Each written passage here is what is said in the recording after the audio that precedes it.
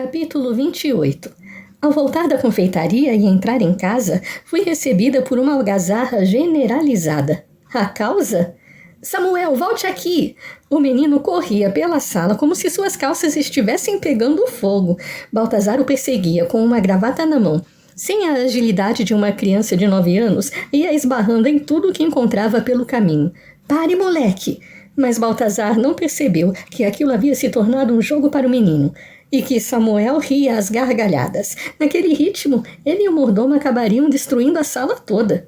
Resolvi ajudar, pousando sobre o sofá o chapéu e o pacote que tinha nas mãos e esticando o braço para pegar o garoto que passava por mim. O menino sujo e maltrapilho havia se transformado em um pequeno cavalheiro agora. Seus cachos haviam sido raspados e uma fina e macia penugem recobria seu crânio. Suas calças claras tinham um comprimento certo, a camisa lhe caía nos ombros estreitos com perfeição e o suspensório lhe dava um ar de sofisticação. Oh, perdoe-me, meu senhor, creio que não tenhamos sido apresentados ainda, brinquei. Sou eu, Elisa, o Samuel. Eu me abaixei, estudando seu rosto com atenção. Ah, ora, é você! Exclamei. Quase não o reconheci. Está muito elegante. Os olhos castanhos reluziam com diversão. Uma pena que o hematoma ainda fosse tão visível. O doutor me levou no alfaiate e no barbeiro. Tive que raspar a cabeça. O doutor avisou que eu ia ficar doente se não me livrasse dos piolhos. Ele fez uma careta ao tocar a penugem em seu crânio. Agora fiquei parecido com o seu Manuel da banca. Acabei rindo. Pois eu acho que está tão bonito quanto antes, e os seus cabelos irão crescer de novo. Os do Sr. Manuel não. Cochichei, e ele ainda riu, mas tive a impressão de que você estava fugindo do Sr. Baltazar. Na verdade, era da gravata que ele quer me amarrar no pescoço. Eu não gostei dela. Pinica e enforca. Estendi a mão para o mordomo, que me entregou o tecido branco e apoiou as mãos na cintura, inspirando fundo para recuperar o fôlego. Sei como se sente, falei a Samuel, passando a gravata ao redor da gola de sua camisa e começando a enrolá-la. As damas também são obrigadas a usar algo torturador que espreme as costelas e quase impossibilita comer. O mais completo horror lhe tomou a face. Ficar sem comer é muito ruim, por que elas usam? Porque é o que se espera delas. Quando resolvem ignorar as regras sociais e fazer o que têm vontade, elas podem se meter em problemas. Como aconteceu comigo, quase acrescentei. Fiz um nó como aprendera com Ian, mas o deixei mais frouxo do que deveria. E eu não quero que você se meta em confusão. Por quê? Por que não usar essa tira de pano vai me meter em problema? Bem, eu não sei, mas ao menos vai fazer com que o pobre Sr. Baltazar não caia duro no chão depois de persegui-lo pela casa toda. Eu não gostaria de vê-lo passando mal. E você? Não, resmungou puxando o colarinho. Alcancei o pacote sob o sofá e o estendi a ele. Já que mencionou o Sr. Manuel, eu trouxe uma coisa para você. Seu rosto se iluminou enquanto olhava para o pacote. Depois de rasgar cuidadosamente o embrulho, seus olhos quase caíram das órbitas. É tudo para mim? Seus dedinhos se moveram em direção a todos os tipos de pães doces que o Sr. Manuel tinha na banca, mas recuaram no último instante. Sim, alisei sua gravata, tentando conter um nó na garganta. Vá comê-los antes que a senhora Veiga os veja e o proíba. Tenho certeza de que meia dúzia de pãezinhos não vão estragar o seu apetite para o jantar. De jeito nenhum. É melhor eu ir comer no quarto então. Ele abraçou os pães e subiu as escadas aos pulos, um sorriso tão imenso no rosto que aqueceu meu coração. Menino, espere! Baltazar falou, ainda um pouco sem ar, indo atrás dele. Não coma na cama. Acabei rindo enquanto me virava para pegar meu chapéu sobre o sofá, e então vi Lucas, parado na entrada da sala, me observando com a testa franzida. Onde vai com tudo isso?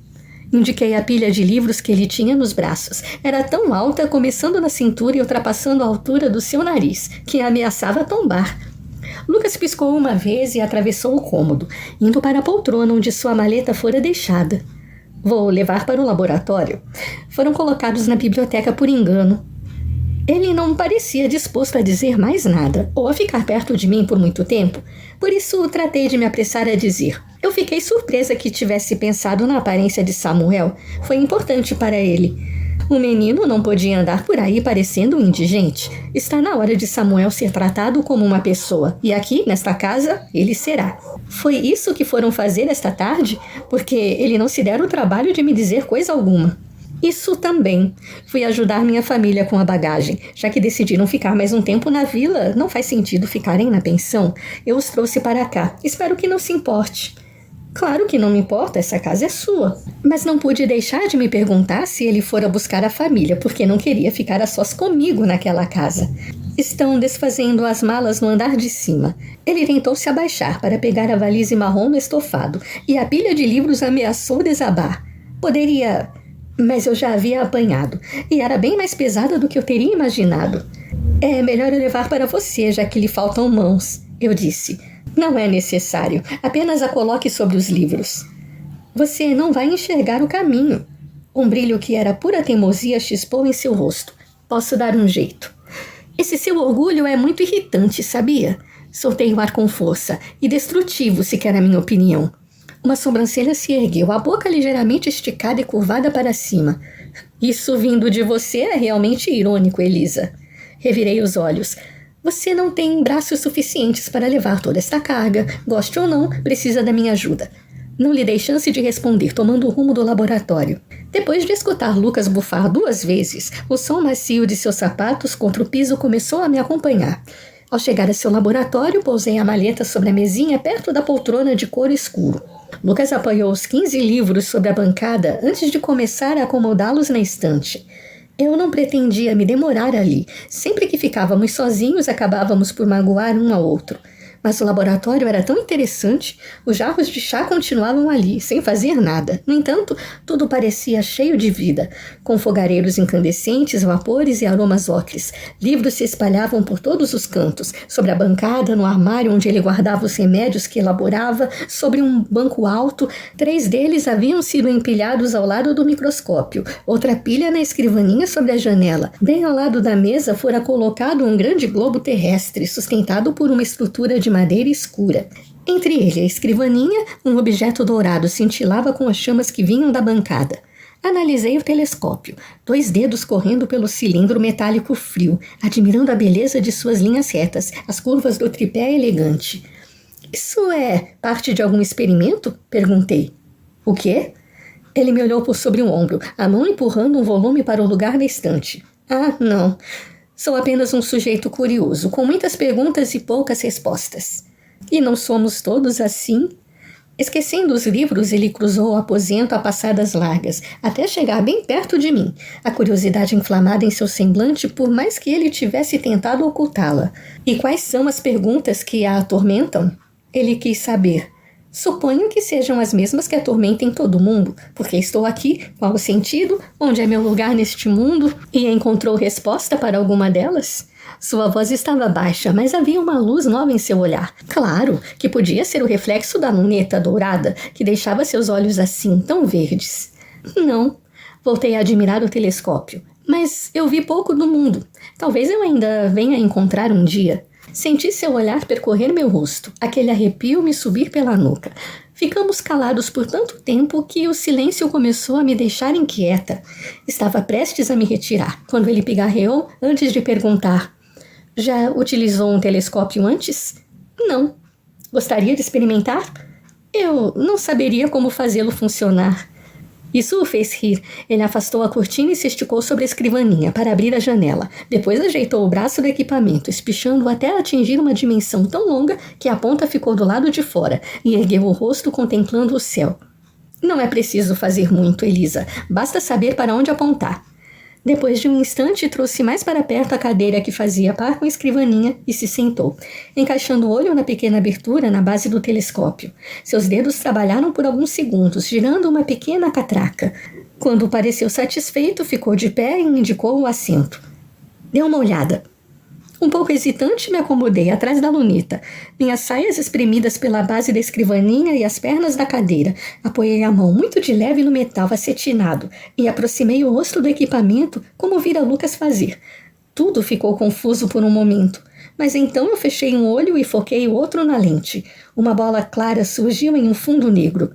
O que eu estou vendo? Perguntei. O planeta Júpiter. Isso não é possível! Arfei, escorregando para a pontinha da cadeira, como se com isso pudesse enxergar melhor. Não posso estar olhando para Júpiter. Mas está. A mão de Lucas serpenteou entre meu rosto e o telescópio, tocando na base por onde eu olhava, empurrando-a para dentro. Eu me afastei ligeiramente, mas ele se deteve, pousando a mão em meu ombro, que, graças a Madame Georgette, estava nu. O toque provocou um estremecimento e acho que Lucas também sentiu alguma coisa, já que rapidamente puxou a mão.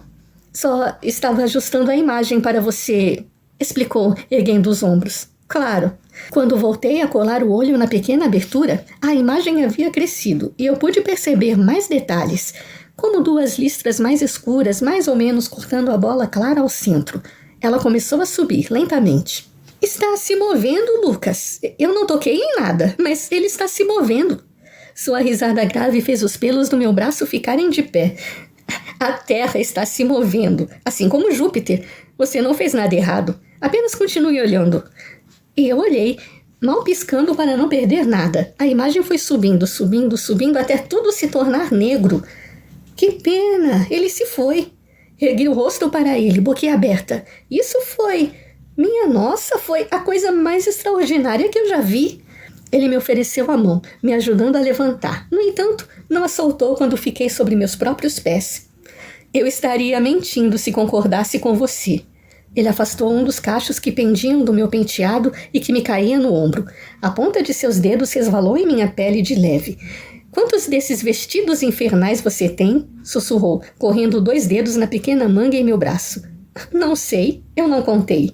Minha respiração subitamente ficou irregular, enquanto eu me dava conta de como estávamos próximos. Tudo dentro de mim vibrou, como a corda de uma harpa esticada ao limite, para depois ser solta, deixada à própria sorte. Cada pedaço de mim parecia mais vivo que nunca. Quero que se livre deles. Sua voz enrouquecida provocou uma sucessão de arrepios em minha nuca e dentro das taças de meu espartilho. Quero que queime todos eles. Por quê? Murmurei. São perturbadores. Franzi a testa. Pensei que minha aparência não tivesse efeito algum sobre você. Que ele não me desejasse, por isso não me queria em sua cama. Não sei como fui capaz de continuar pensando em qualquer coisa que fosse. Absolutamente, tudo em meu corpo estava fora de controle, com os olhos dele cintilando daquela maneira em minha direção.